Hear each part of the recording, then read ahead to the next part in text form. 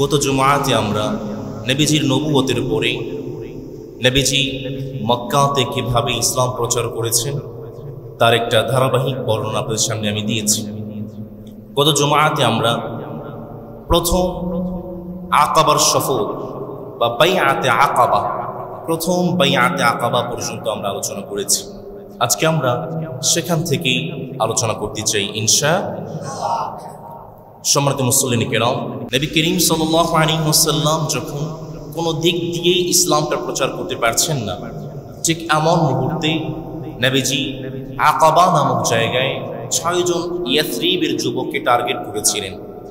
৬ জন যুবককে টার্গেট করে তাদের মধ্যে ইসলামের প্রচার করেছিলেন, ইসলামের দাওয়াত দিয়েছিলেন।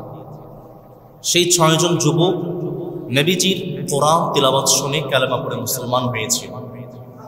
পাশাপাশি সেই ৬ জন যুবক নবীজিকে বলেছিল, নবী, ইয়াসরিবে একটা বুআসের যুদ্ধ হয়েছে, ইয়াসরিবে এখন স্থিতিশীল পরিবেশ নেই, আপনি যে শান্তির দাওয়াত দিচ্ছেন এই দাওয়াতটা যদি আমরা ইয়াসরিব, যার বর্তমান নাম হচ্ছে মদিনা, আমরা যদি ইয়াসরিবে এই দাওয়াতগুলো প্রচার করতে পারি, বিশাল সংখ্যক মানুষ আমাদের দাওয়াতে চলে আসবে। নবী করিম সাল্লাল্লাহু আলাইহি ওয়াসাল্লাম তাদেরকে বললেন, ঠিক আছে, তোমরা যাও, তোমরা ইয়াসরিবে গিয়ে আমার ইসলামের দাওয়াত দাও, কিন্তু তোমরা ইয়াসরিবে গিয়ে আমার ইসলামের দাওয়াত দেবে। তাদের সাথে একজন শিক্ষক পাঠিয়েছিলেন, সেই শিক্ষকের কথা আমরা আলোচনা করেছিলাম, তার নাম হচ্ছে মুসআব বিন উমাইর রাদিয়াল্লাহু তাআলা আনহু। নবী করিম সাল্লাল্লাহু আলাইহি ওয়াসাল্লাম সেই ৬ জন নতুন সাহাবী, যুবক সাহাবী, তাদের সঙ্গে একজন শিক্ষক পাঠালেন, তার নাম হচ্ছে মুসআব বিন উমাইর রাদিয়াল্লাহু। এই মুসআব বিন উমাইর রাদিয়াল্লাহু তাআলা আনহু তিনি মদিনাতে গেলেন। মদিনাতে যাওয়ার পরে মদিনার প্রত্যেকটা ঘরে ঘরে প্রবেশ করে তিনি কালেমার দাওয়াত দিয়েছেন, ইসলামের দাওয়াত দিয়েছেন। ইসলামের প্রথম বক্তা যিনি ছিলেন, যিনি কোরআন এবং হাদিস দিয়ে ওয়াজ করতেন, নসিহা করতেন, ইসলামের প্রথম বক্তা, তার নাম হচ্ছে মুসআব বিন উমাইর রাদিয়াল্লাহু। মুসআব বিন উমাইর রাদিয়াল্লাহু তাআলা আনহু একবার বনু আব্দুল আশহাল গোত্রে গিয়েছে ইসলামের দাওয়াত দেওয়ার জন্য। সেই গোত্রের পাশে 2 জন নেতা ছিল, একজন ছিল উসাইদ বিন হুদাইর, আরেকজন ছিল সাআদ বিন মুআজ। সবাইকে এই 2 জন নেতার কাছে বলে, তোমাদের সমাজে একজন ব্যক্তি এসেছেন যিনি নতুন ধর্মের প্রচার করছেন, যদি কিছু করতে চাও তাদেরকে আটকিয়ে দাও। এই 2 জন ব্যক্তি মুসআব বিন উমাইর রাদিয়াল্লাহু তাআলা আনহুকে এসে বাধা দিবেন, কিন্তু মুসআব বিন উমাইর যার আশ্রয়ে গিয়েছেন আসাদ ইবনু জুরারা রাদিয়াল্লাহু তাআলা আনহু, তার আশ্রয়ে মুসআব বিন উমাইর কালেমার দাওয়াত দিতেন। নতুন 2 যেই নেতা ছিলেন, একজন ছিল সাআদ বিন মুআজ, আরেকজন উসাইদ বিন হুদাইর। এই সাআদ বিন মুআজ উনি হচ্ছেন আসাদ বিন জুরারার খালাতো ভাই। এখন সাআদ বিন মুআজ তিনি বলছেন, যেহেতু মুসআব বিন উমাইর আমার খালাতো ভাইয়ের আশ্রয়ে কালেমার দাওয়াত দিচ্ছে, তো আমি তো কিছু করতে পারছি না। তার সাথে যিনি ছিলেন উসাইদ বিন হুদাইর, তাকে বললেন, তুমি একটু যাও, তুমি গিয়ে মুসআব বিন উমাইরকে বাধা দাও। উসাইদ বিন হুদাইর তিনি একটা বর্ষা নিয়ে মুসআব বিন উমাইরের কাছে গিয়ে বললেন, মুসআব, এখনই তোমার কালেমার দাওয়াতকে বন্ধ করতে হবে, না হয় কিন্তু তোমার খবর আছে। মুসআব বিন উমাইর তিনি ছিলেন অত্যন্ত ঠান্ডা মেজাজের মানুষ, তিনি কোনো ঝামেলা চাইলেন না।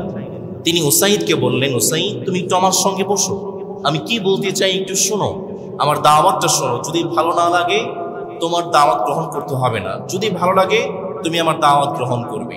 উসাইদ বিন হুদাইর তিনি মুসআব বিন উমাইরের পাশে বসলেন। মুসআব বিন উমাইর সর্বপ্রথম কোরআন আল কারীম থেকে তিলাওয়াত শুরু করেছেন। আর উসাইদ বিন হুদাইর তিনি যখন মুসআব বিন উমাইরের কণ্ঠে কোরআন তিলাওয়াত শুনেছেন, তিনি সাথে সাথে কালেমা পড়ে মুসলমান হয়ে গিয়েছেন। তাহলে 2 জন নেতার মধ্যে একজন ছিল সাআদ বিন মুআজ, আরেকজন হচ্ছে উসাইদ বিন হুদাইর। অন্যতম একজন নেতা উসাইদ তিনি কালেমা পড়ে মুসলমান হলেন।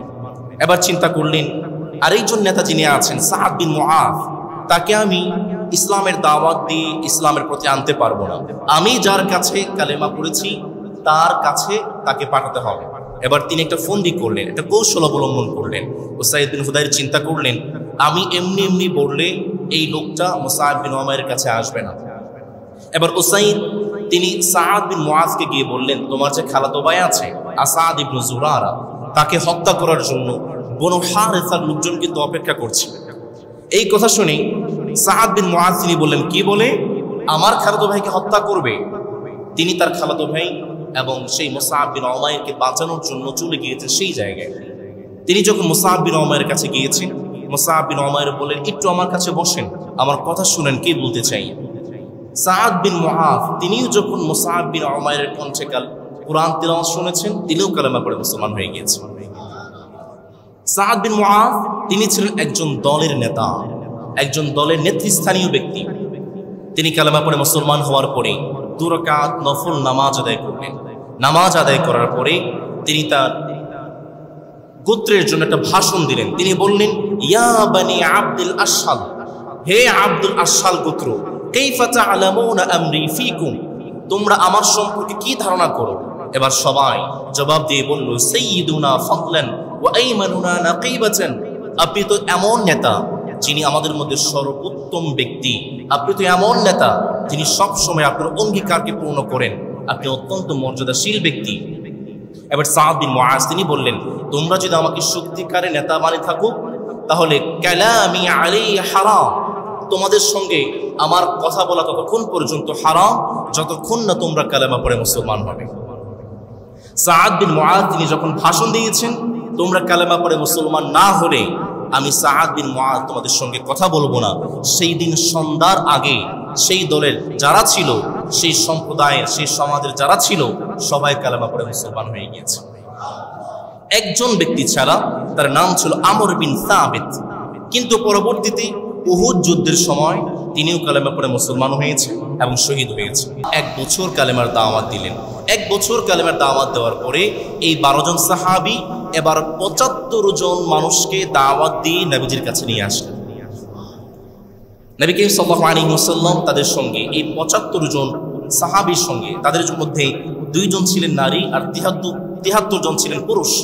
এই 75 জন সাহাবীর সঙ্গে নবীজি আকাবা নামক জায়গায় দেখা করলেন। যখন দেখা করেছেন, নবীজির সঙ্গে তার চাচা আব্বাস রাদিয়াল্লাহু তাআলা আনহু তিনিও ছিলেন, কিন্তু ততক্ষণ পর্যন্ত আব্বাস রাদিয়াল্লাহু তাআলা আনহু কালেমা পড়ে মুসলমান হননি। নবী করিম সাল্লাল্লাহু আলাইহি ওয়াসাল্লাম সেই সাহাবীদের সামনে এসেছেন। আসার পরে চাচা আব্বাস বললেন, মুহাম্মদ একটু থামো, আমাকে কথা বলতে দাও। আব্বাস রাদিয়াল্লাহু তাআলা আনহু তিনি দাঁড়িয়ে বললেন, তোমাদের কাছে আমি মুহাম্মদকে ছেড়ে দিচ্ছি, কিন্তু একটা কথা বলো দেখি, এই মক্কার বুকে অনেক কষ্ট করে আমি আমার ভাতিজাকে রক্ষা করেছি, মদিনায় গেলে, ইয়াসরিবে গেলে তোমরা কি আমার মুহাম্মদকে হেফাজত করবে? এবার সবাই সাহাবায়ে কেরাম যারা মদিনা থেকে গিয়েছিলেন, ইয়াসরিব থেকে গিয়েছিলেন, তারা সবাই বললেন, হ্যাঁ, আমাদের জান এবং মাল দিয়ে আমরা আমাদের নবীজিকে হেফাজত করব। কাব বিন মালিক সেখানে একজন ছিলেন, তিনি বললেন, নবীজি আপনার চাচার কথা তো শুনলাম, এবার আপনি কিছু বলেন, আপনি কি বলতে চান? নবী করিম সাল্লাল্লাহু আলাইহি ওয়াসাল্লাম দাঁড়ালেন। দাঁড়িয়ে তিনি প্রথমে কোরআন তিলাওয়াত করলেন। কোরআন তিলাওয়াত করে তিনি ইসলামের দাওয়াত শুরু করলেন। কাব বিন মালিক বললেন, আপনি আমাদের সঙ্গে কি চুক্তি করতে চান বলেন? নবী করিম সাল্লাল্লাহু আলাইহি ওয়াসাল্লাম বললেন, আমি যখন তোমাদের কাছে মদিনাতে যাব, তোমরা তোমাদের পরিবার, তোমাদের স্ত্রী, তোমাদের সন্তানকে যেভাবে হেফাজত করো, ঠিক সেভাবেই যদি তোমরা আমাকে হেফাজত করার জন্য প্রতিজ্ঞাবদ্ধ হও, তবেই আমি মুহাম্মদ মক্কা থেকে মদিনায় যাব। কাব বিন মালিক বললেন, আমরা প্রতিজ্ঞা করছি, ওয়াদা করছি, আমরা আমাদের পরিবারের মতো করেই আপনাকে মদিনাতে সব কিছু থেকে হেফাজত করব এবং সমস্ত জুলুম এবং নির্যাতন থেকে আমরা মুহাম্মদ আপনাকে হেফাজত করব করেন সাল্লাল্লাহু। নবী করিম সাল্লাল্লাহু আলাইহি ওয়াসাল্লাম বললেন, ঠিক আছে। এবার সাহাবায়ে কেরাম সেই 75 জন সাহাবী তারা বলছেন, মুহাম্মদ করেন সাল্লাল্লাহু, আমরা যদি আপনার কাছে বায়াত গ্রহণ করি আমাদের জন্য কি হবে? নবীজি বললেন, তোমরা যদি আমার কাছে বায়াত গ্রহণ করো, আমি নবী তোমাদেরকে সুপারিশ করে জান্নাতে নিয়ে যাব। সেই কথাটাকে নবীজির বিখ্যাত সাহাবী জাবির বিন আব্দুল্লাহ রাদিয়াল্লাহু তাআলা আনহু সুন্দর করে বললেন। সাহাবায়ে কেরাম তারা যেখানে ছিলেন তারা নবীজিকে বললেন, নবী গো, আমাদেরকে কোন জিনিসের উপরে বায়াত গ্রহণ করতে হবে?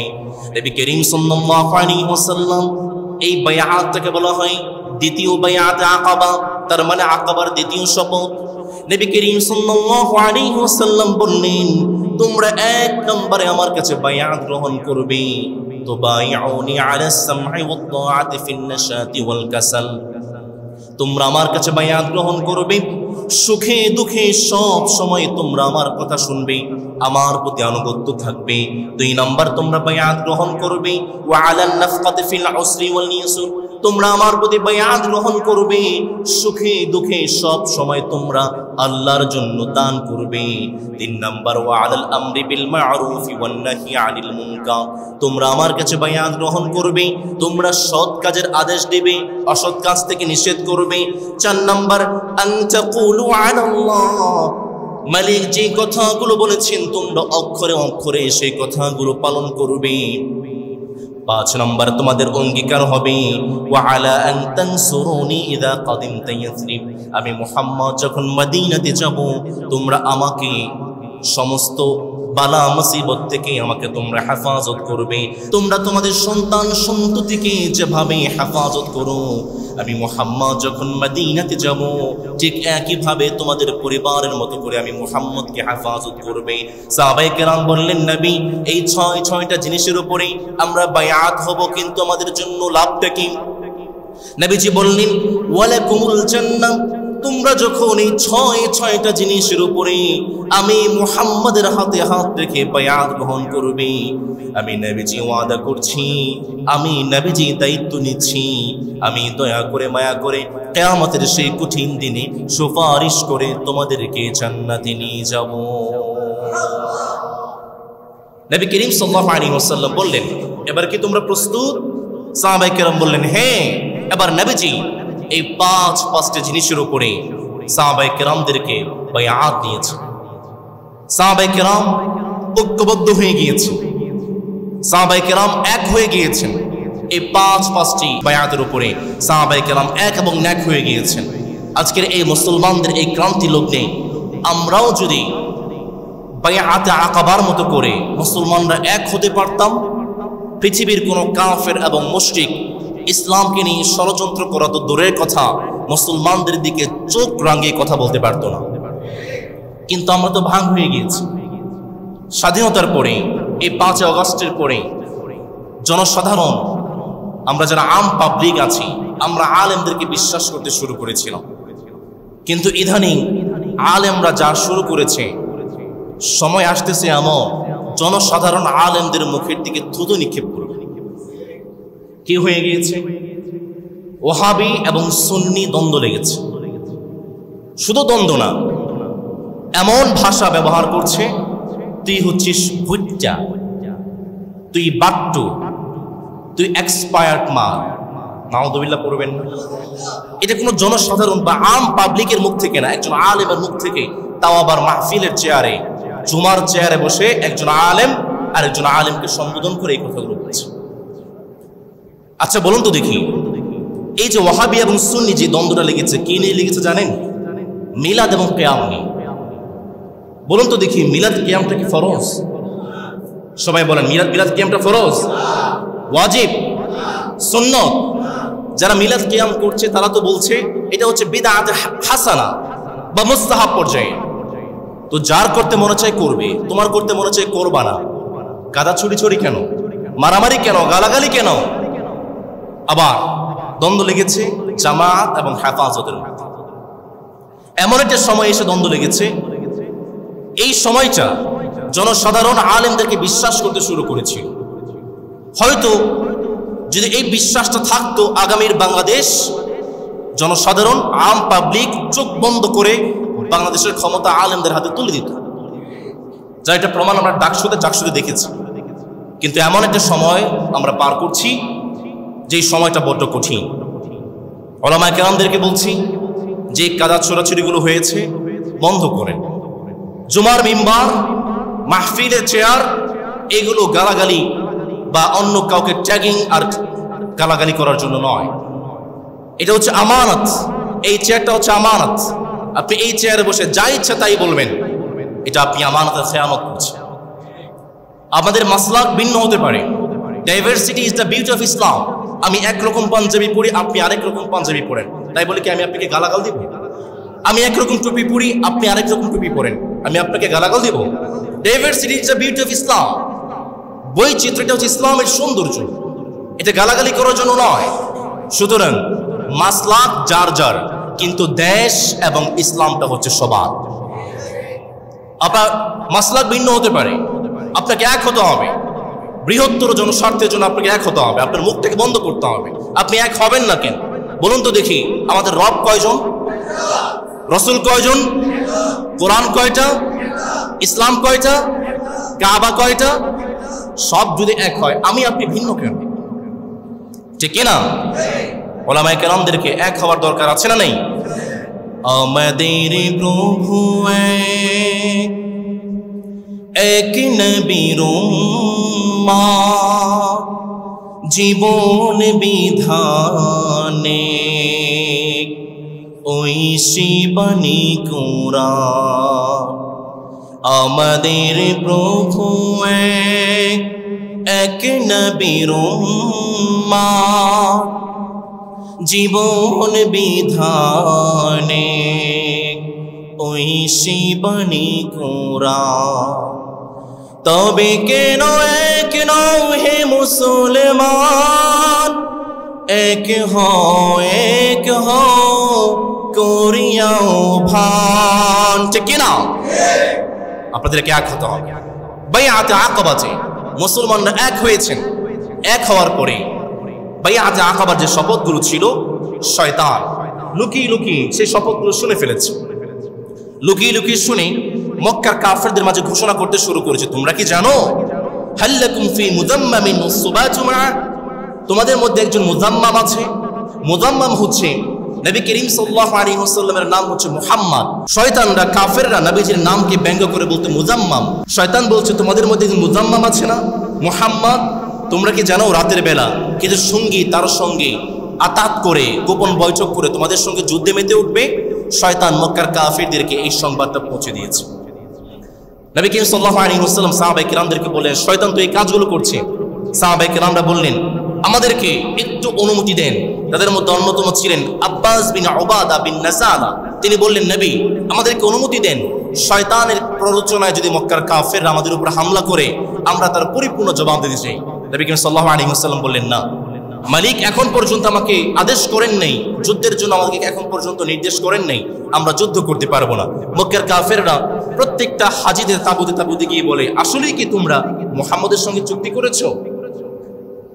যারা হজ আদায়কারীরা ছিলেন তারা বলে, না তো, আমরা তো এটা করিনি। আসলে তো তারা করে নাই। তাদের মধ্য থেকে নির্দিষ্ট কিছু মানুষ গোপনে নবীজির সঙ্গে এই চুক্তিটা করেছিলেন, ওয়াদাটা করেছিলেন, শপথটা করেছিলেন। যতক্ষণ পর্যন্ত তারা এই খোঁজ খবরগুলো নেওয়া শুরু করেছে, যারা নবীজির সঙ্গে বাইআতে আকাবাতে শপথ করেছিলেন তারা মক্কা থেকে রওনা হয়ে তারা ইয়াসরিবে মদিনার দিকে রওনা হয়ে গিয়েছে। নবী করিম সাল্লাল্লাহু আলাইহি ওয়াসাল্লাম সাহাবায়ে কেরামদেরকে বলে দিয়েছিলেন, তোমরা মদিনাতে যাও, আমি মুহাম্মদ তোমাদের কাছে আসবো ইনশাআল্লাহ। নবী করিম সাল্লাল্লাহু আলাইহি ওয়াসাল্লাম যখন দেখতে পেলেন মক্কার বুকে ইসলামটা দাওয়াত দেওয়ার মতো কোনো পরিবেশ নেই, জুলুম, নির্যাতন এবং অত্যাচার বেড়ে গিয়েছে, নবী করিম সাল্লাল্লাহু আলাইহি ওয়াসাল্লামকে স্বপ্নে দেখানো হলো তিনি যেন সাহাবায়ে কেরামদেরকে মদিনায় হিজরত করার জন্য অনুমতি দিয়ে দেন। নবী করিম সাল্লাল্লাহু আলাইহি ওয়াসাল্লাম সাহাবায়ে কেরামদেরকে মক্কা থেকে মদিনায় হিজরতের জন্য অনুমতি দিয়ে দিয়েছে। হিজরত এটা হচ্ছে আরবি শব্দ, যার আবিধানিক অর্থ হচ্ছে ত্যাগ করা, এক স্থান থেকে আরেক স্থানে চলে যাওয়া। হিজরত এটার ইংরেজি হচ্ছে মাইগ্রেশন। এটা কিন্তু অনেক কঠিন একটা বিষয়। শুধুমাত্র ঈমানের জন্য, ইসলামের জন্য ঘর বাড়ি, সম্পদ সম্পত্তি, সন্তান পরিবার সব কিছু ছেড়ে দিয়ে আরেকটা জায়গায় হিজরত করা, এটা কিন্তু খুব সহজ বিষয় নয়। যারা এই বিষয়টা করেছেন তারাই বুঝতে পারবেন। আমি আপনাদেরকে ওয়াজ করে, নসিহত করে আমি আপনাদেরকে এই ফিলিংটা বুঝাতে পারবো। যারা ঈমানের জন্য দিনের পর দিন, যারা ইসলামী আন্দোলনের জন্য দিনের পর দিন ঘর থেকে বাড়িতে থেকেছেন, দুই ক্ষেতের আইলের মাঝখানে থেকেছেন, তারাই বলতে পারবেন ঈমানের জন্য এক স্থান থেকে আরেক স্থানে যাওয়াটা কতটা কঠিন এবং কতটা স্বার্থসিদ্ধ বিষয়। সাহাবায়ে কেরাম শুধুমাত্র ঈমানের জন্য মক্কা থেকে মদিনাতে হিজরত করে চলে গিয়েছে। নবী করিম সাল্লাল্লাহু আলাইহি ওয়াসাল্লাম যখন সাহাবায়ে কেরামদেরকে হিজরতের জন্য অনুমতি দিয়েছেন, মক্কার কাফেররা তারা সাহাবায়ে কেরামদেরকে হিজরতের পথেও বাধা দিয়েছে। মক্কার কাফেররা দুইটা কারণে সাহাবায়ে কেরামদেরকে হিজরতের পথে বাধা দিয়েছে। আমার কথা বুঝে থাকলে বলুন তো দেখি, কয়টা কারণে বাধা দিয়েছে? সবাই বলেন কয়টা? তার মধ্যে 1 নম্বর অর্থনৈতিক কারণ। মক্কার কাফেররা চিন্তা করেছে মক্কার সাহাবায়ে কেরাম যদি মদিনাতে চলে যায়, গ্রীষ্মকালে মক্কার কাফেররা ব্যবসায়িক কাফেলা নিয়ে সিরিয়া যায়, আর যে যাওয়ার পথ এটা হচ্ছে মদিনার কাছ দিয়ে। এবার মক্কার সাহাবায়ে কেরাম যদি মদিনাতে চলে যায়, আউস এবং খাজরাজ গোত্রের সঙ্গে যদি মিশে যায়, তারা আমাদের ব্যবসায়িক কাফেলার উপর হামলা করতে পারে। এটা আমাদের অর্থনৈতিক ক্ষতির কারণ হতে পারে, যার কারণে মক্কার কাফেররা সাহাবায়ে কেরামদেরকে হিজরতের জন্য বাধা দিয়েছে। 2 নম্বর কারণ ছিল পলিটিক্যাল কারণ বা রাজনৈতিক কারণ। মক্কার কাফেররা চিন্তা করেছে মক্কার সাহাবায়ে কেরাম যদি মদিনাতে চলে যায়, আউস এবং খাজরাজ গোত্রের সঙ্গে যদি মিশে যায়, তারা একটা শক্তিশালী দল গঠন করবে, আর তারা যদি এই শক্তিশালী দল গঠন করে মক্কার উপরে হামলা করে, আমরা মক্কার কাফেররা এই শক্তিশালী দলকে প্রতিহত করতে পারবো। এই দুইটা কারণে মক্কার কাফেররা সাহাবায়ে কেরামদেরকে বাধা দিয়েছে। কিন্তু আল্লাহর কি কৌশল! মক্কার সাহাবায়ে কেরাম মক্কার কাফেরদের চোখকে ফাঁকি দিয়ে তারা আস্তে আস্তে মক্কা থেকে মদিনার দিকে হিজরত করতে শুরু করেছে। কিন্তু কয়েকজন সাহাবী যারা অত্যন্ত দুর্বল ছিলেন, অত্যন্ত জীর্ণকায় ছিলেন, অর্থনৈতিকভাবে দুর্বল ছিলেন, কয়েকজন সাহাবী মক্কাতে রয়ে গেলেন। তাদের সঙ্গে থেকে গেলেন আবু বকর রাদিয়াল্লাহু তাআলা আনহু, আলী রাদিয়াল্লাহু তাআলা আনহু, সুহাইব রাদিয়াল্লাহু তাআলা আনহু, যায়েদ ইবনে হারিসা রাদিয়াল্লাহু তাআলা আনহু, এবং দুর্বল সাহাবীদের সঙ্গে থেকে গেলেন আমাদের প্রিয় নবী মুহাম্মদুর রাসূলুল্লাহ সাল্লাল্লাহু আলাইহি ওয়াসাল্লাম।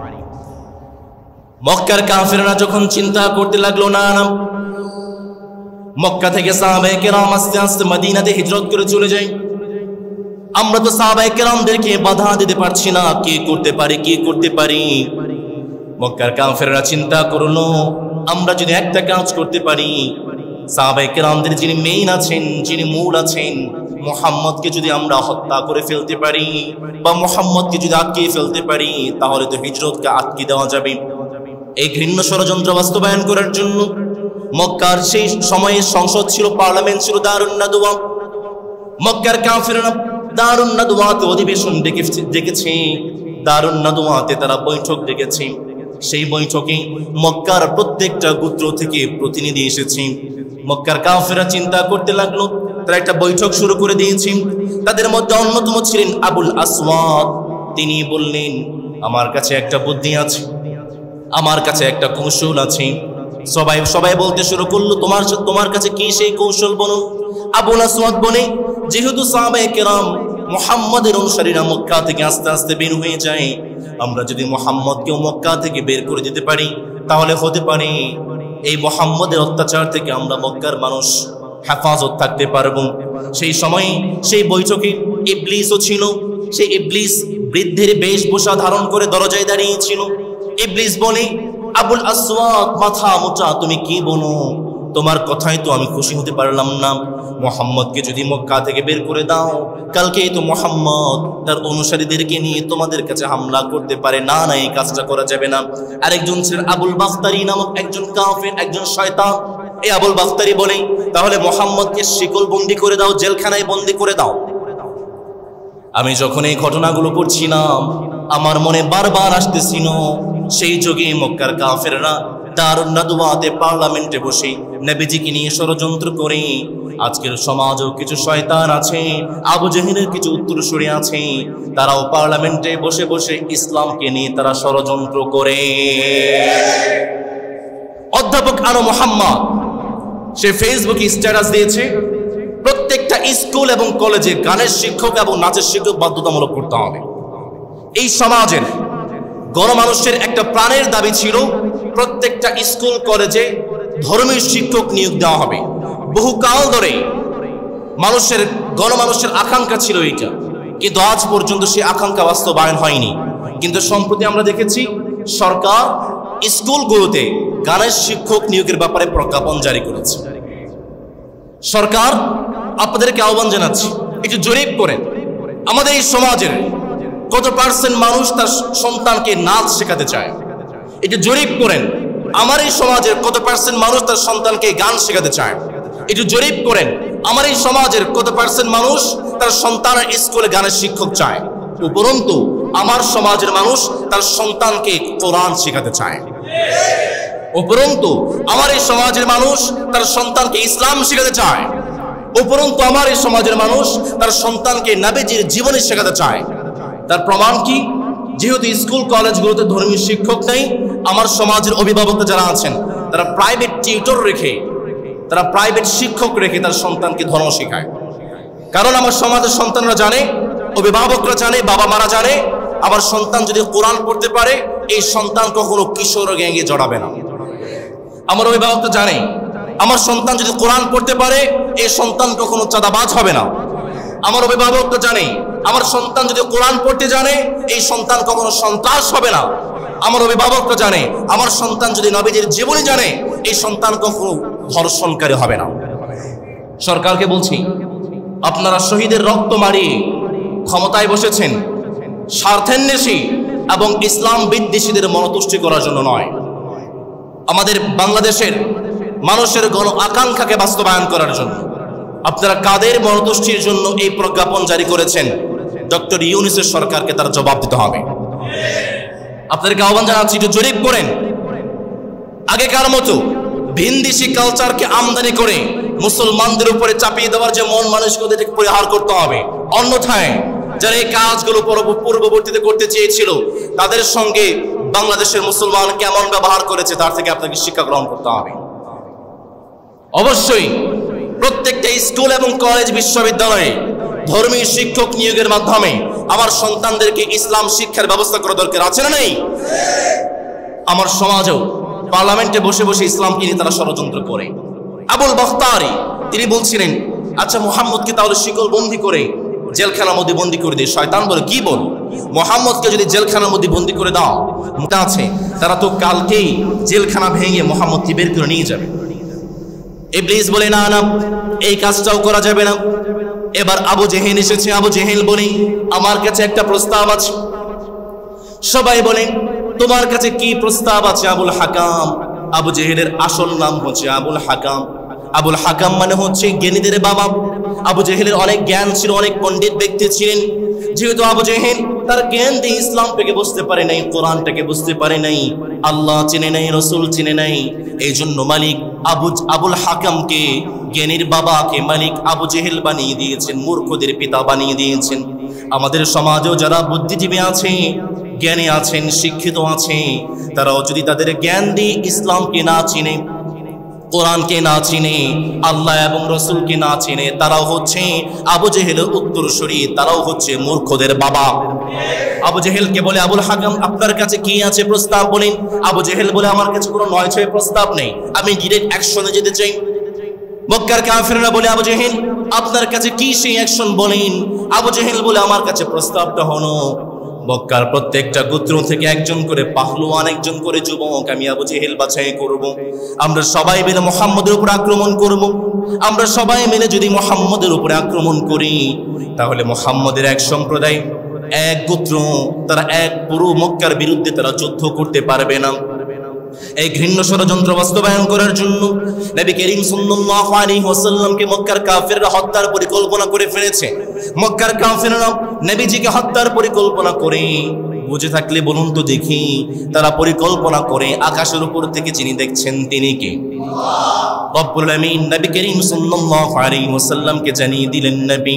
সেই কথা দেখে মালিক সূরাতুল আনফালের 30 নম্বর আয়াতে সুন্দর করে বললেন, বান্দা শুনো, وَإِذْ يَمْكُرُ بِكَ الَّذِينَ كَفَرُوا لِيُثْبِتُوكَ أَوْ يَقْتُلُوكَ أَوْ يُخْرِجُوكَ وَيَمْكُرُونَ وَيَمْكُرُ اللَّهُ।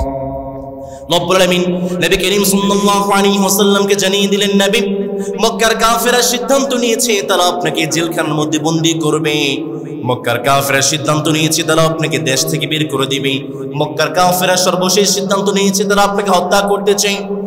নবী আপনি জেনে রাখুন, মক্কার কাফেররা ষড়যন্ত্র করে, আমি মালিক কৌশল অবলম্বন করি, আর কৌশল অবলম্বনকারীদের মধ্যে সর্বশ্রেষ্ঠ যিনি তিনি কে? নবী করিম সাল্লাল্লাহু আলাইহি ওয়াসাল্লামকে জানিয়ে দিলেন, নবী মক্কার কাফেররা আপনাকে ষড়যন্ত্র করতে চায়, হত্যা করতে চায়। নবী করিম সাল্লাল্লাহু আলাইহি ওয়াসাল্লাম দুপুরবেলা আবু বকর রাদিয়াল্লাহু তাআলা আনহু বাড়িতে চলে গেলেন। আয়েশা রাদিয়াল্লাহু তাআলা আনহা বলছেন, নবীজি কখনো দুপুরবেলা আমাদের বাড়িতে আসেন না। নবীজি মাথায় কাপড় দিয়ে আমাদের বাড়িতে সোজা আমাদের ঘরে প্রবেশ করলেন। বাবা আবু বকরের সঙ্গে কথা বললেন।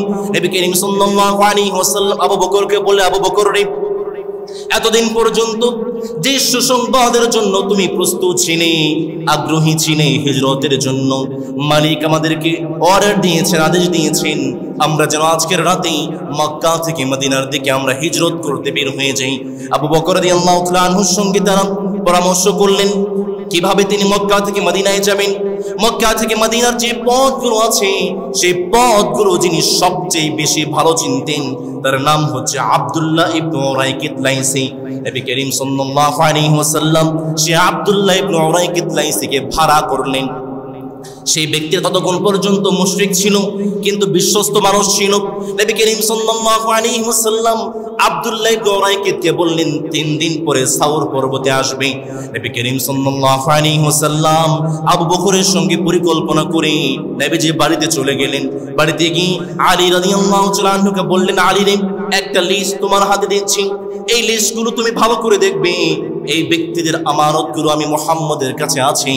রাত্রিবেলা যখন আমি মক্কা থেকে মদিনার দিকে বের হয়ে যাব, আলী তুমি আমার জায়গায় শুয়ে যাবে, আমার চাদরটা গায়ে দিয়ে তুমি শুয়ে যাবে।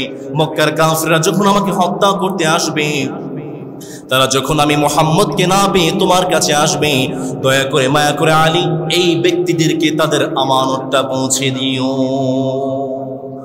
কেমন নবী পেয়েছেন? যে নবীকে হত্যা করার জন্য মক্কার কাফেররা ষড়যন্ত্র করে, সেই নবী আলীকে বলছেন, আলী রে, আমানত আছে আমার কাছে, তাদের দয়া করে পৌঁছে দাও। আমি আপনি থাকলে কি করতাম? আমাকে হত্যা করতে চাও, যে সম্পদগুলো আছে খায়া ফেলামো, আছে না নেই? কেমন নবী পেয়েছে? আলী রাদিয়াল্লাহু তাআলা তিনি জানতেন আজকে যদি আমি নবীজির জায়গায় শুয়ে যাই, নবীজির চাদর গায়ে দিয়ে শুয়ে যাই, তারা যখন আমার নবীকে হত্যা করতে আসবে, নবীকে না পেলে তারা আমার উপর ক্ষিপ্ত হতে পারে, আমাকে হত্যা করতে পারে। আলী রাদিয়াল্লাহু তাআলা খুব ভালো করে জানতেন। আলী রাদিয়াল্লাহু তাআলা নবীজিকে বললেন, নবী চিন্তা করবেন না, টেনশন করবেন না, আমি আলী কেন, আমার পুরো পরিবারকে যেন কুরবানি করতে হয়, আমি আলী এক মুহূর্ত আপনার জন্য চিন্তা করব না। কেমন আশিক রাসূল ছিলেন, কেমন নবী পাগল ছিলেন। আমি আপনি কেমন নবী পাগল? যখন নবীজিকে গালি দেওয়া হয়, মিছিল করার জন্য, স্লোগান দেওয়ার জন্য আপনার মুখ থেকে একটা কথা বের হয় না। যখন নবীজিকে গালি দেওয়া হয়, নিজের শরীরটা নিয়ে শক্তি সামর্থ্য দিয়ে রাস্তা বের হতে পারেন না।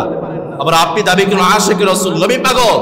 আলী রাদিয়াল্লাহু তাআলা আনহু তিনি ছিলেন এমন নবী পাগল, তার নিজের জীবনকেও তিনি পরিবার থেকে হত্যার সম্মুখীন করার জন্য আলী এক মুহূর্ত তিনি চিন্তা করেন নাই।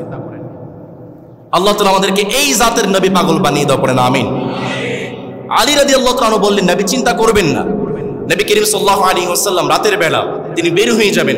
এমন সময় মক্কার কাফেররা নবীজির বাসভবন ঘেরাও করে ফেলেছে। নবী করিম সাল্লাল্লাহু আলাইহি ওয়াসাল্লাম চিন্তা করতে লাগলেন কি করা যায়। মক্কার কাফেররা আমার বাসভবন ঘেরাও করে ফেলেছে। নবী করিম সাল্লাল্লাহু আলাইহি ওয়াসাল্লাম রবের কাছে দোয়া করলেন, মালিক কিভাবে আমি বাড়ি থেকে বের হব? রব্বুল আলামিন নবী করিম সাল্লাল্লাহু আলাইহি ওয়াসাল্লাম কে জানিয়ে দিলেন, নবী ফালাম তাকতুলুহুম ওয়ালাকিন্নাল্লাহা কাতালাহুম وما رميت إذ رميت ولكن الله رمى। নবী করিম সাল্লাল্লাহু আলাইহি ওয়াসাল্লাম কে জানিয়ে দিলেন, নবী এক মুঠো বালি আপনি আপনার হাতে নেন, আর একটা দোয়া শিখিয়ে দিচ্ছি, এই দোয়াটা আপনি পড়ে সেই বালির মধ্যে ফু দিবেন, সেই ফু দিয়ে আপনি কাফেরদের দিকে নিক্ষেপ করবেন। নবীজি বললেন, দোয়াটা শিখিয়ে নেন।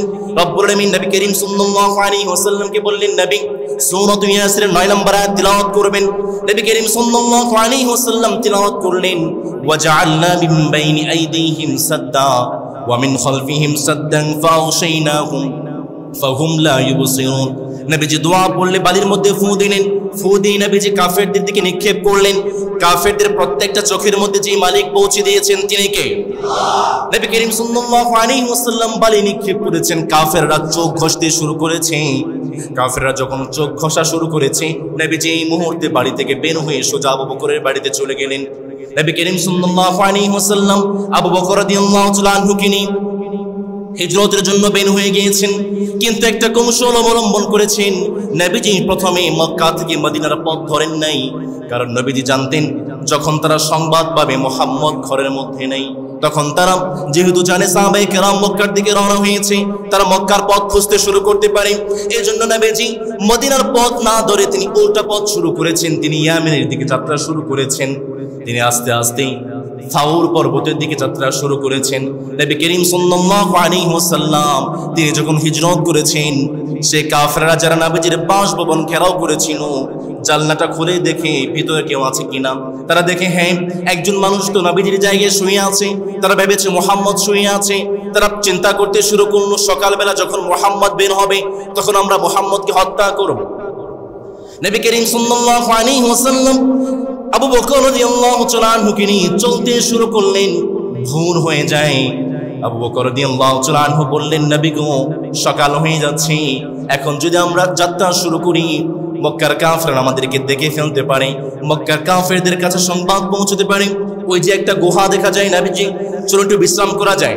নবী করিম সাল্লাল্লাহু আলাইহি ওয়াসাল্লামের সময়ে তারা পায়ের ছাপ দেখে মানুষ চিনে ফেলতে পারত। নবী করিম সাল্লাল্লাহু আলাইহি ওয়াসাল্লাম একটা কৌশল অবলম্বন করলেন যেন মানুষ তাদের পায়ের ছাপ ধরে ফেলতে না পারে। যারা সাউর পর্বতে গিয়েছেন, সাউর পর্বতটা হচ্ছে পাহাড়ি একটা পর্বত। নবী করিম সাল্লাল্লাহু আলাইহি ওয়াসাল্লাম পুরো পায়ের উপরে ভর না দিয়ে পায়ের আঙ্গুলের উপরে ভর দিয়ে দিয়ে পাথরের উপরে পা ফেলে ফেলে নবীজি সাউর পর্বতের দিকে উঠে গিয়েছে। নবীজি পুরো পা ফেলতে পারেন নাই, পায়ের আঙ্গুলের উপরে পা দিয়ে দিয়ে নবীজি পাথরের উপরে পা দিয়ে দিয়ে তিনি পাহাড়ের উপরে উঠেছে।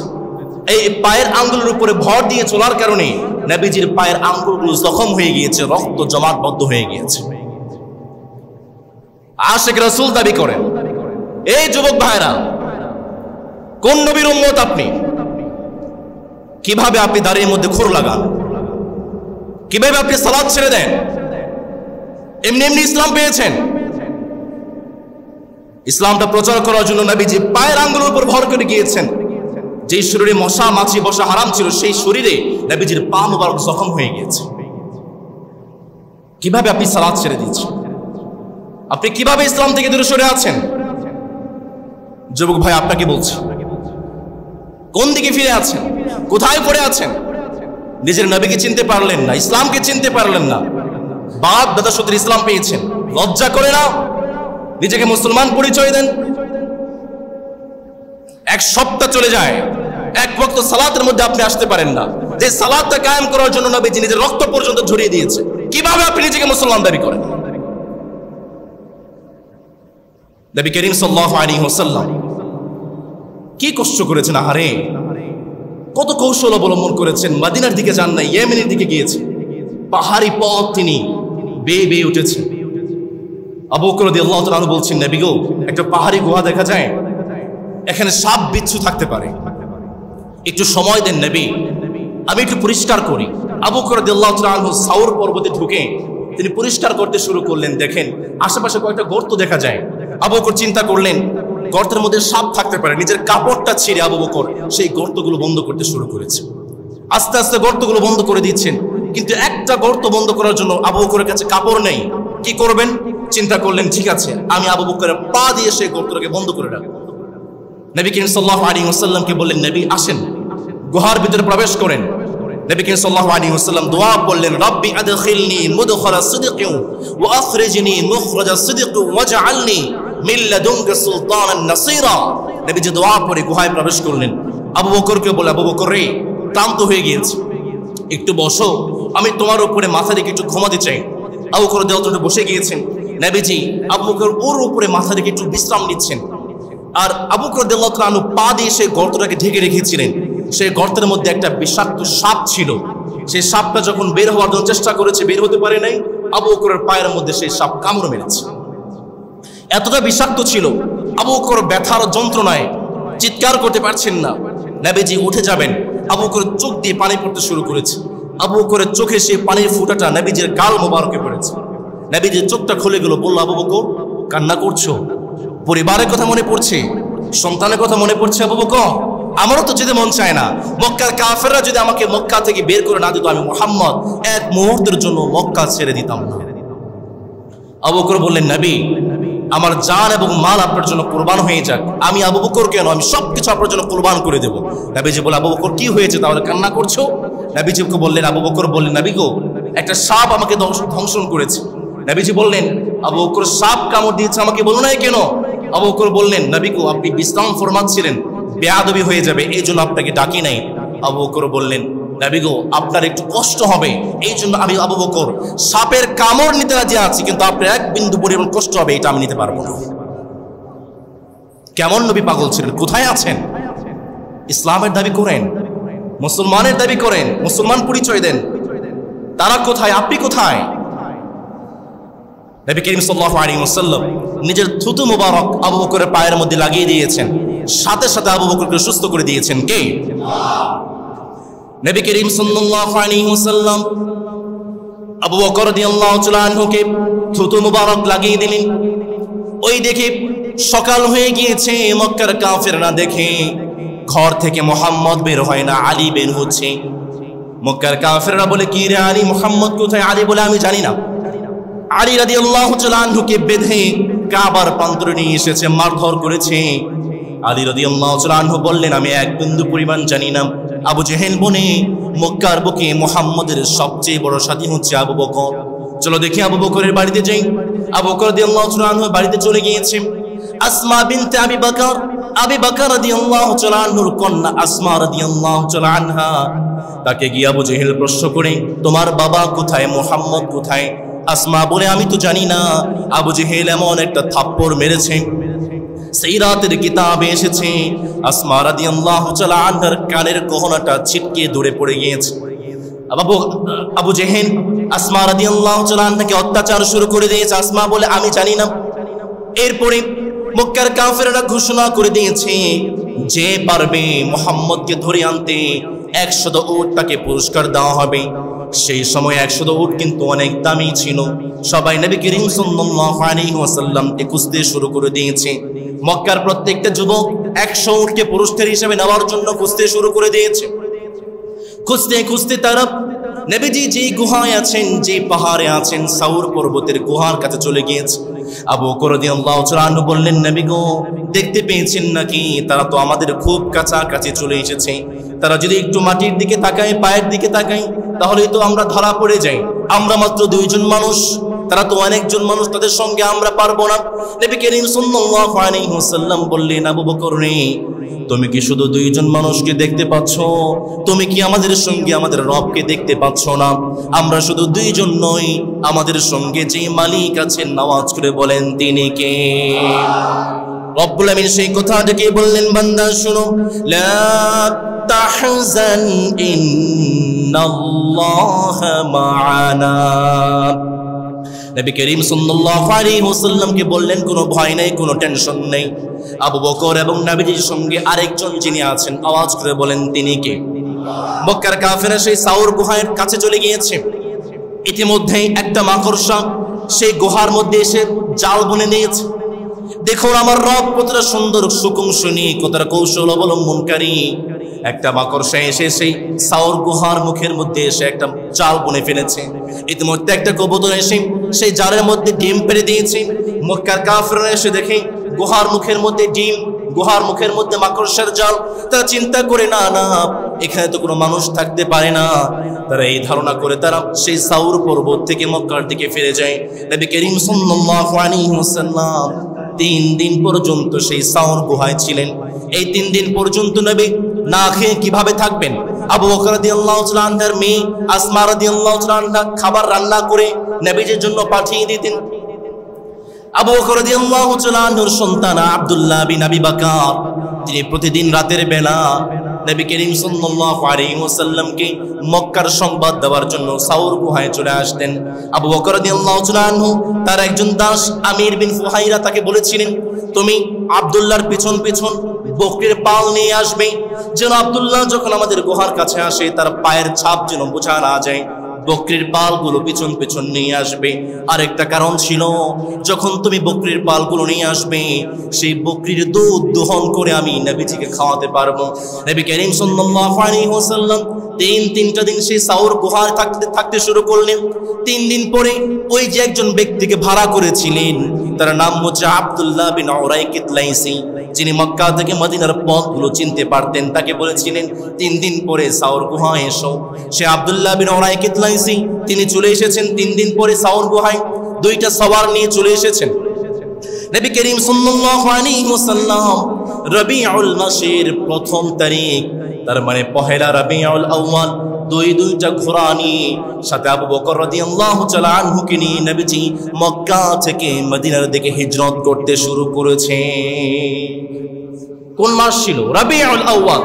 রবিউল আউয়ালের 1 তারিখ, পহেলা রবিউল আউয়াল নবীজি মক্কা থেকে মদিনার দিকে হিজরত করতে শুরু করেছেন। আহারে, রবিউল মাস আসলে, রবিউল আউয়াল মাস আসলে কত আয়োজন, কত লাইটিং, কত আয়োজন করা হয়। একটাবার বিবেককে প্রশ্ন করো, যারা আপনারা খুশি এবং হাসি উল্লাসে মেতে উঠছেন, নবী যে এত কষ্ট করে রবিউল আউয়ালের 1ম তারিখ রবিউল আউয়াল মাসে মক্কা থেকে মদিনায় হিজরত করলেন, এত কষ্ট করলেন, তার একটা অনুভূতি কি আপনার মধ্যে আছে? আপনার বিবেককে প্রশ্ন করেন। এত কিছু করলেন, নবী যে এত কষ্ট করে যে মক্কা থেকে মদিনায় হিজরত করলেন, তার অনুভূতি আপনার মধ্যে কোথায়? তার মানে এটা প্রমাণ করে আপনি শুধু খাওয়ার বেলায় আছেন, নবীজির আশিকের বেলায় আপনি নাই, নবীজির প্রেমের বেলায় আপনি নাই। রবিউল আউয়াল মাসে তো নবীজি মক্কা থেকে মদিনায় হিজরত করেছেন, সেই অনুভূতি আপনার মধ্যে কোথায়? নবী করিম সাল্লাল্লাহু আলাইহি ওয়াসাল্লাম মক্কা থেকে মদিনা থেকে হিজরত করতে শুরু করলেন, তবে মক্কা থেকে মদিনা যে রাস্তাটা ছিল চেনা পরিচিত রাস্তা, সেটা ধরলেন না। একটা কঠিন রাস্তা, পাথরের রাস্তা, সমুদ্রের কুল ঘেঁষে।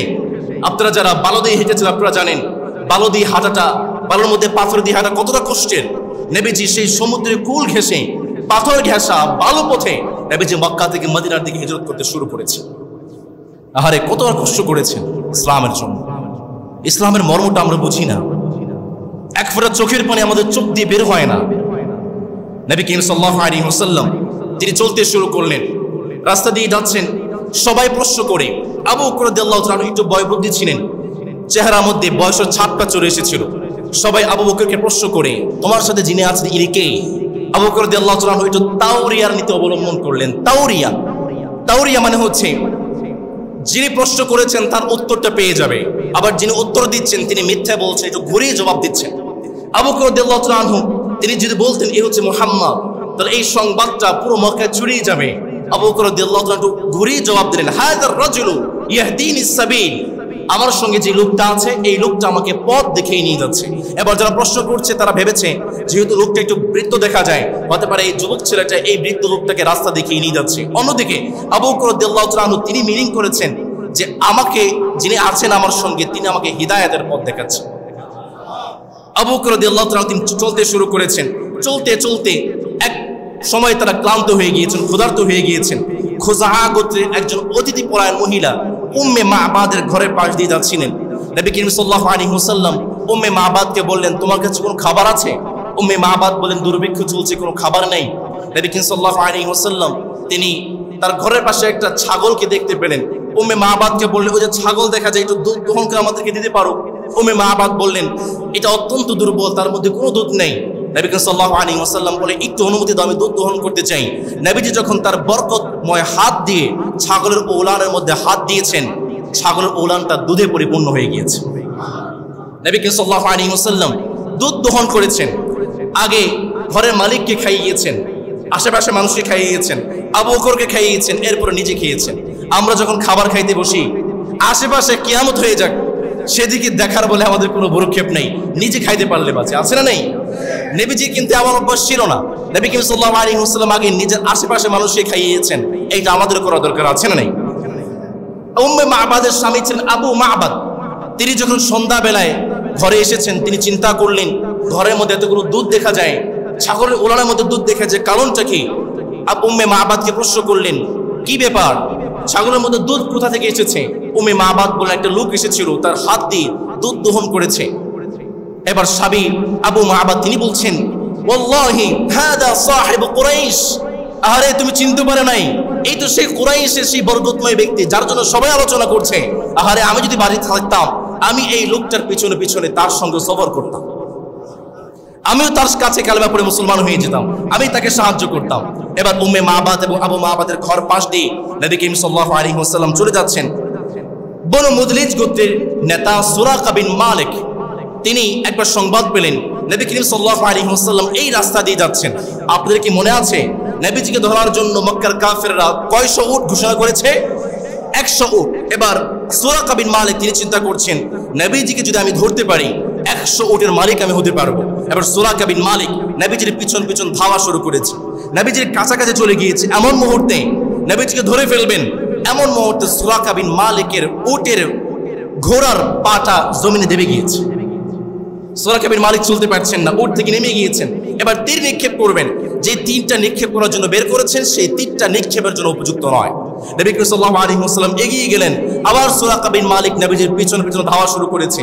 এবার যখন নবীজিকে একদম কাছে ধরে ফেলবেন, এমন মুহূর্তে আগে তো সুরাকা বিন মালিকের ঘোড়াটা পা পর্যন্ত দেবেছিল, এবার সুরাকা বিন মালিকের উটটা ঘাড় পর্যন্ত দেবে গিয়েছে। সুরাকা বিন মালিক তিনি চিন্তা করলেন, না আমি নবীজিকে ধরতে পারবো না। এবার ডাক দিয়ে বলেন, ইয়া রাসূলুল্লাহ, মুহাম্মদ একটু দাঁড়ান, আপনাকে আমি ধরবো না, একটু দাঁড়ান। নবী সাল্লাল্লাহু আলাইহি ওয়াসাল্লাম এবার দাঁড়ালেন। সুরাকা বিন মালিক বললেন, নবী গো, ইয়া মুহাম্মদ, ইয়া রাসূলুল্লাহ, আপনার কোনো ক্ষতি করতে চাই না, একটু খাবার দিতে চাই, একটু পাথেয় দিতে চাই, একটু গ্রহণ করুন।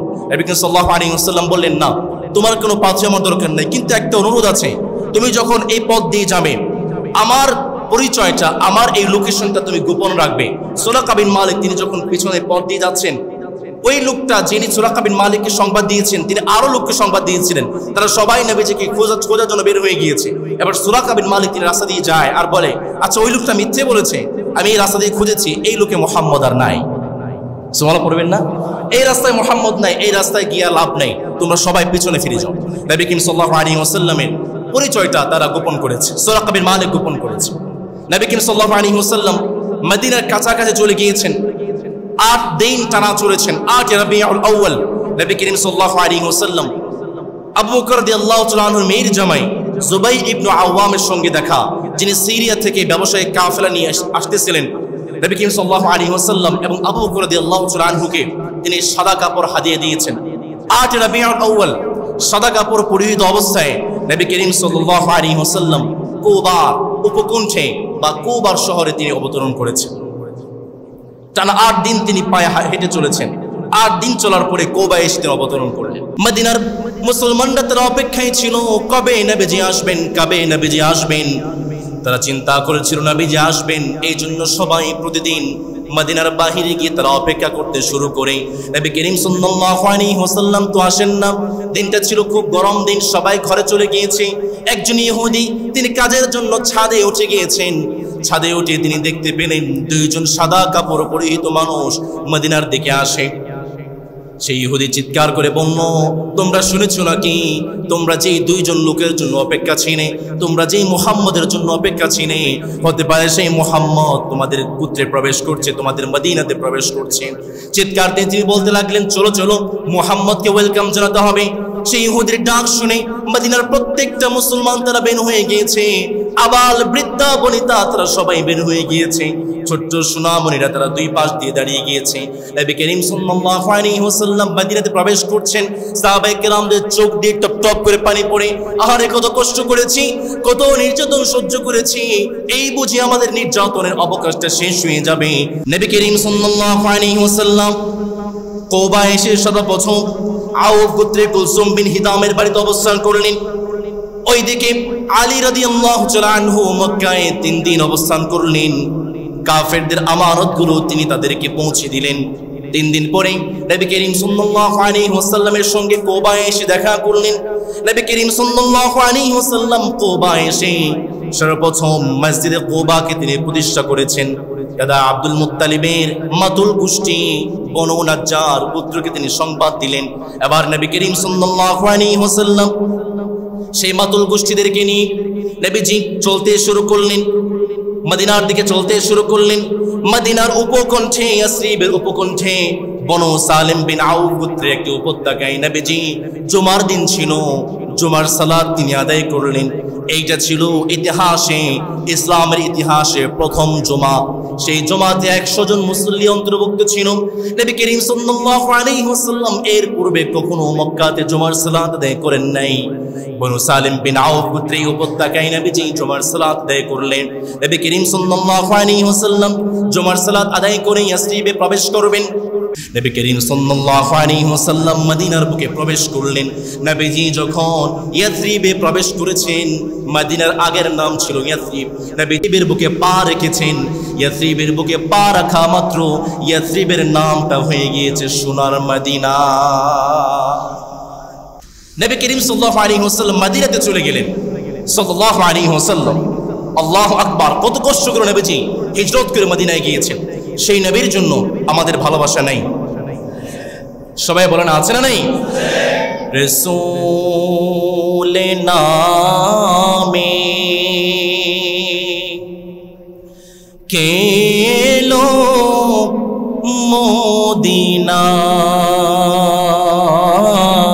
মদিনায়, রাসূল নামে ওরে আকাশের ওই চন্দ্র কেড়ে ওকে আল্লো মদিনায়,